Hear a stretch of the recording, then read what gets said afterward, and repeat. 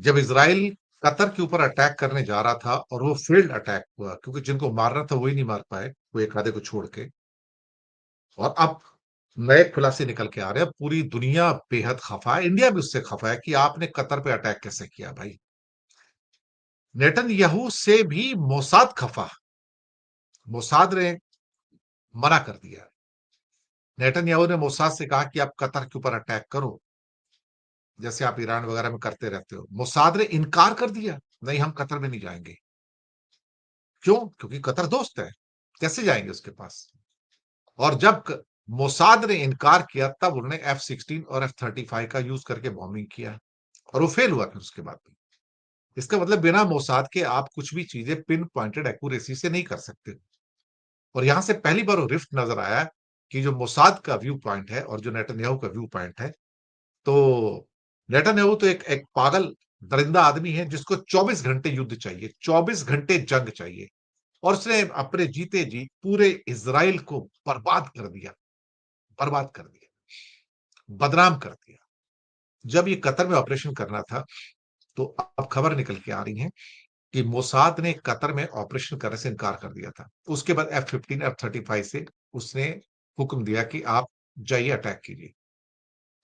Washington post की report में खुलासा हुआ है और कहा कि हवाई हमले से पहले इज़राइल ने एजेंट के जरिए, मोसाद के एजेंटों के जरिए हमास नेताओं की हत्या की योजना बनाई। मोसाद ने इस पर काम करने से इनकार किया। उनको इस बात का डर था कि इस अभियान से जो हमारे बंधक हैं, जो होस्टेजेस हैं, उनको वापस लाने में हम फेल हो जाएँगे और हमारे और कई लोग मारे जाएँगे। और साथ में हमारे कतर के साथ एक बहुत इम्पोर्टेंट जो संबंध है, वो खराब हो जाएँगे।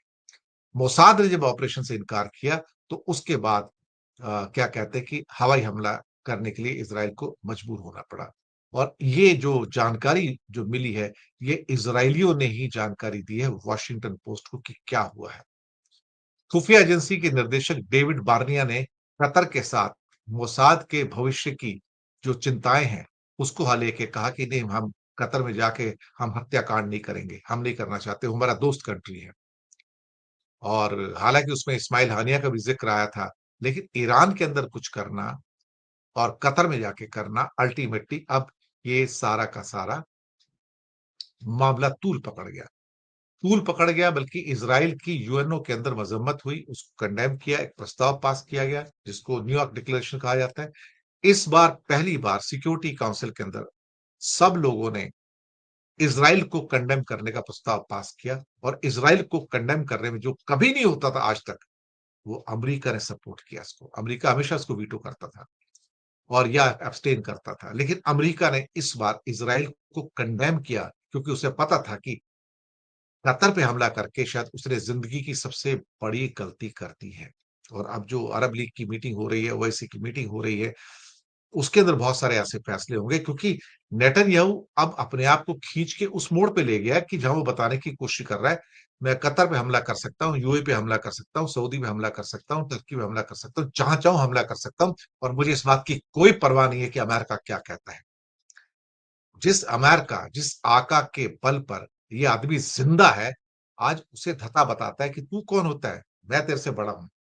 कभी-कभी ना अ, किसी-किसी आदमी को ना एक गुमान हो जाता है कि मैं अपने आका से बड़ा हूँ, मैं अपने खुदा से बड़ा हूँ। खुदा उसका अमेरिका है। आज अमेरिका ना हो, तो इज़राइल का तो नामो-निशान मिट जाए, उसके पास कुछ बचेगा ही नहीं कुछ भी। ये लोग तो मार-पीट के खत्म कर देंगे, ज़ीरो कर देंगे उसको। और इसी वजह से अमेरिका के अंदर जो इस समय ज्यूज़ लॉबी है, वो बटी हुई है। अब वो पूरी तरह से नेतन्याहू के पक्ष में नहीं है।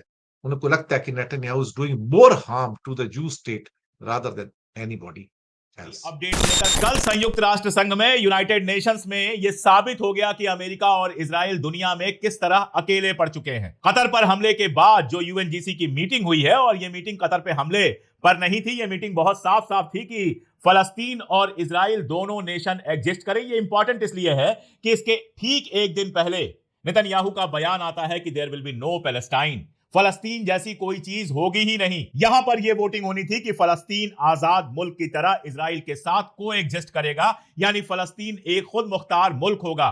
फलस्तीन का यह हक है कि वो आजाद हो और खुद मुख्तार हो। यह प्रस्ताव जो था वो फ्रांस और सऊदी अरबिया का था, इस पर हुई वोटिंग। और इस वोटिंग में 142 देश दुनिया के इस प्रस्ताव के साथ खड़े हुए, जिसको अब न्यूयॉर्क डिक्लेरेशन कहा जा रहा है। और सबसे मजेदार बात यह है कि आप उन 12 नेशंस के नाम अगर पढ़ेंगे जिन्होंने इसके खिलाफ वोट दिया तो आपको हंसी आएगी। 4 मुल्क तो सपने में भी कोई मुझसे पूछता तो मैं कह देता कि ये चारों तो खिलाफ होंगे ही। यूनाइटेड स्टेट्स यानी अमेरिका, इजराइल, अर्जेंटीना और हंगरी, इन चारों मुल्कों के बारे में तो हम जानते ही हैं। अमेरिका तो कई बार लगता है कि इजराइल का गुलाम है, उस पर आगे बात करेंगे। इजराइल तो अपने खिलाफ कैसे ही बोलता। हंगरी और अर्जेंटीना के बारे में भी यही सच है। लेकिन इसके अलावा जो मुल्क है उनमें से कुछ के नाम सुन लीजिए और उसके बाद आप हंसिए। माइक्रोनेशिया नाम का कोई मुल्क है, नवारू नाम का कोई मुल्क है, पलाऊ नाम का कोई मुल्क है, टोंगा तो नाम सुना हुआ है मेरा, और न्यू पापुआ गिनिया, इसका भी नाम सुना हुआ है। इस तरह के छोटे छोटे मुल्क जो पूरी तरह से अमेरिका के गुलाम जैसे मुल्क हैं, जो अमेरिकी पैसों पर पलने वाले मुल्क हैं, इनके अलावा किसी देश ने इजराइल का साथ नहीं दिया। जो बात मैं बार बार आपसे कहता हूं कि दुनिया में डर की वजह से या पैसे के लालच की वजह से भले इजराइल के साथ कुछ लोग दिखाई देते हों, लेकिन पूरी दुनिया में इजराइल और अमेरिका लगातार अकेले पड़ते जा रहे हैं। ये वोटिंग इस बात को बिल्कुल क्लियर बताती है। इसके बाद मैं आपको दिखाता हूं एक विजुअल और फिर होगी आगे बात। ये विजुअल जो है ये दोहा की सड़कों का है। दोहा की जो आवाम है, कतर की आवाम है, वो सड़कों पर आई है इजराइल के खिलाफ और जबरदस्त प्रदर्शन हो रहा है। जो बात मैं बार बार कहता हूं कि हुक्मरानों की भले इजराइल के साथ साठ गांठ हो, लेकिन अरब जो जनता है, अरब अवाम है, उसका बड़ा हिस्सा इजराइल के सीधे सीधे खिलाफ हो चुका है और वो किसी भी हालत में इस बात को बर्दाश्त करने के लिए तैयार नहीं है कि उसके हुक्मरान इजराइल के साथ पींगे बढ़ाएं। ये उस बात का सबूत है। कतर के अंदर जनता सड़क पर है और जनता सड़क पर है इजराइल के खिलाफ, और इसी का असर है कि इजरायली हमले के बाद अरब वर्ल्ड का बड़ा हिस्सा, चाहे वो सऊदी अरबिया हो, चाहे वो यूएई हो, चाहे वो कतर हो, यहां तक कि जॉर्डन हो, ईरान की बात तो आप छोड़ ही दीजिए, चाहे वो टर्की क्यों ना हो, जो उस तरह से अरब वर्ल्ड का हिस्सा नहीं है लेकिन है भी, ये सब लगातार पूरी कड़ाई के साथ इजराइल की मजम्मत कर रहे हैं और इजराइल के खिलाफ कुछ ना कुछ करेंगे, ऐसा माहौल बना रहे हैं। करेंगे कि नहीं करेंगे मुझे नहीं पता। बहुत सारी बातें हमें पता नहीं चलती हैं, बाद में पता चलती हैं। इजिप्ट से यह बयान आया है कि पहले इजराइल का प्लान यही था कि कैरो में जिस समय हमास के लीडर्स इकट्ठा हुए थे उनको मार दिया जाए। इजिप्ट की जो इंटेलिजेंस है उसको यह पता चला और उसने इजराइल के सामने क्लियर किया कि यह रेड लाइन है। अगर आपने इजिप्ट के अंदर कोई हमला किया, इसका सीधा मतलब है कि आप इजिप्ट के खिलाफ जंग छेड़ रहे हैं और इजिप्ट जंग में शामिल हो जाएगा। सीधी लड़ाई होगी इजराइल के साथ। इसके बाद इजराइल ने अपना प्लान कैंसिल किया और अगली कोशिश दोहा में की, जो बुरी तरह से नाकामयाब हुई है। और इस नाकामयाब कोशिश के चलते ना केवल नेतन्याहू घर के अंदर गाली खा रहा है, इजराइल के अपने एक्सपर्ट्स उसको गालियां दे रहे हैं कि ऐसा बेवकूफी का काम उसने क्यों किया, बल्कि पूरे अरब वर्ल्ड और पूरी दुनिया में उसकी जबरदस्त मजम्मत हो रही है। यहां तक कि यूएन सिक्योरिटी काउंसिल में भी एक प्रस्ताव पास किया गया। अमेरिका की वजह से उसमें इजराइल का नाम तो नहीं आया, लेकिन कतर पर जो हमला हुआ उसकी जबरदस्त मजम्मत की गई, तो अपने आप इजराइल की मजम्मत हो जाती है। नाम आने ना आने से अब कोई फर्क पड़ने वाला नहीं है। सऊदी अरबिया के जो विदेश मंत्री हैं, उनसे किसी पत्रकार ने पूछ लिया कि क्या फलस्तीन के लोगों के माइग्रेशन की जो बात चल रही है, आप सोचिए नीचता की हद है, वॉलंटरी माइग्रेशन कहा जाता है, यानी अपने मन से बाहर चला जाए। अरे गजा का एक आदमी अपने मन से बाहर जाने को तैयार नहीं है। तो यह सवाल जब सऊदी अरबिया के फॉरेन मिनिस्टर से पूछा गया, तो जिस गुस्से के साथ उन्होंने जवाब दिया है, जिस गुस्से से उन्होंने कहा है कि गजा का एक भी आदमी, फलस्तीन का एक भी आदमी बाहर नहीं जाना चाहता, फलस्तीन की जमीन पर फलस्तीनियों का हक है, आप उनके माइग्रेशन की बात कैसे करते हैं, यह गुस्सा मुझे काफी दिनों से दिखाई नहीं दिया था। बात होती थी, बयानात आते थे, लेकिन यह गुस्सा, यह चिढ़ दिखाई नहीं देती थी। आज अरब वर्ल्ड इस बात को बहुत कायदे से समझ चुका है कि जिस कतर के अंदर आर्मी बेस सबसे बड़ा है अमेरिका का, उस कतर पर अगर यह हमला हो सकता है, यह हमला हुआ और अमेरिका के रडार्स उस समय स्विच ऑफ हो गए, जो एयर डिफेंस के सारे सिस्टम है वो स्विच ऑफ हो गए, किसी को पता ही नहीं चला। अगर ये हमला कतर पे हो सकता है तो किसी भी अरब मुल्क पे हो सकता है। कतर के प्रधानमंत्री भी बेहद गुस्से में दिखाई दे रहे हैं। संयुक्त राष्ट्र संघ के अंदर जब इजराइल के जो प्रतिनिधि है उसने हमला किया, तो कतर से ज्यादा गुस्से में तो इजिप्ट के रिप्रेजेंटेटिव ने जवाब दिया, और उसके बाद दोनों ने जिस तरह से हाथ मिलाया, उससे बहुत साफ नजर आता है कि इजराइल के खिलाफ पूरा अरब जगत धीरे धीरे एक हो रहा है। और अमेरिका भी इसमें कुछ बहुत चाह के कर नहीं पा रहा है।